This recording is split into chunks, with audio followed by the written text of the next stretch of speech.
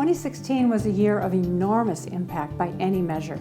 Some people look at our progress during 2016 and would say we're at a tipping point. I would say we have reached critical mass. The most exciting thing that Compassion and Choices did in 2016 was that we made the strategic decision to invest in an initiative in Colorado. This was a citizen-led initiative that was supported heavily by Compassion and Choices and the Compassion and Choices Action Network. The Colorado Medical Society taking a neutral position was extremely important in the passage of the Yes on Colorado End-of-Life Options initiative. But we know that in Colorado, like all states, there is this great risk of this law becoming marginalized and becoming inaccessible for people, especially in the vast rural areas of Colorado. And so we have to work tirelessly, and we can't give up on this fight of making sure that everyone in that state has access to this law. No one does this work alone, and we are so fortunate to have so many people behind us. The numbers are astounding. 450,000 supporters, 65,000 volunteers, 375 storytellers.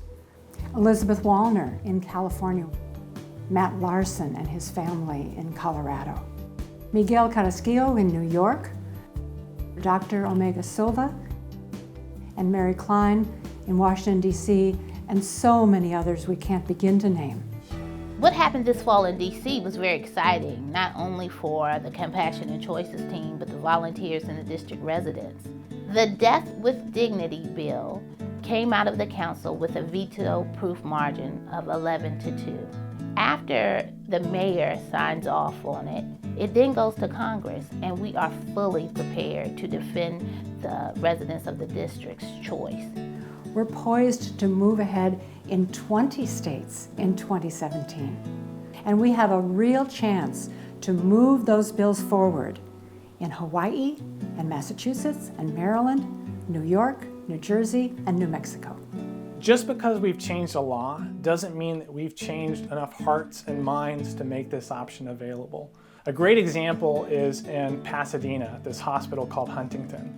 Huntington Hospital decided early on that they were going to opt out. The community was outraged, and Compassion and Choices paired with those individuals. And not only did we see Huntington Hospital changing their policy, they took out a full-page ad in the Los Angeles Times letting people know exactly why they felt like this option was now an important one. Right now, what we hear over and over again from supporters across the country is that healthcare happens to them at the end of life. We had a very exciting accomplishment on the federal policy agenda. A regulation took effect that allowed doctors and patients to have conversations at the end of life about how they wanted to live the remaining days of their life. This is hugely exciting because it's something that previously had been so controversial. Compassion and Choices launched another very exciting initiative. We launched the Truth in Treatment initiative. Truth in Treatment is about putting consumers in the driver's seat around their end-of-life care.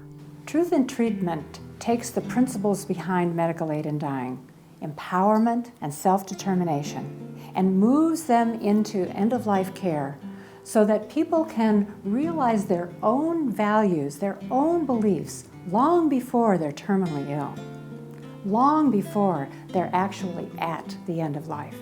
My work with Compassion and Choices is very personal to me.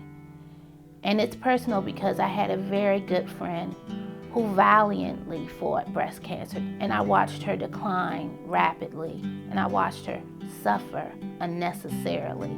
She was on every pain medication known to man.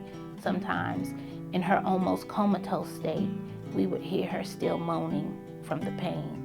And I don't know if my friend Pearl would have chosen this as an option or not, but I would give anything for her to have had this as an option. And so this is why I'm committed to this issue. Even when a law is in place for several years, our opponents don't give up. And so there are legal challenges to the laws in California and Vermont.